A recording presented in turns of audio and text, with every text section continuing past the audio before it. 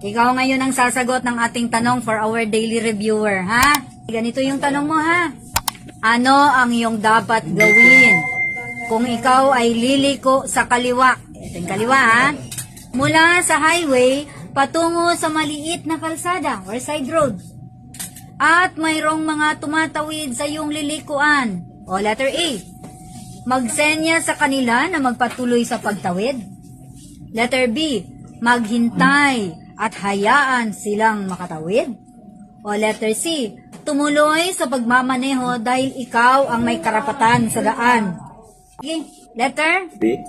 Sinasabi mo sa akin o sinasagot mo? Kaya parang patanong B? Final answer. Okay.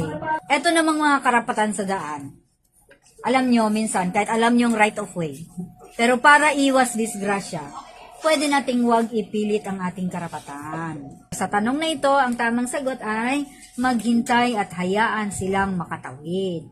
Huwag mo na senyasan, kaya baka mamaya sabihin pa nila, suplado itong driver, ginapamadali nila tayo.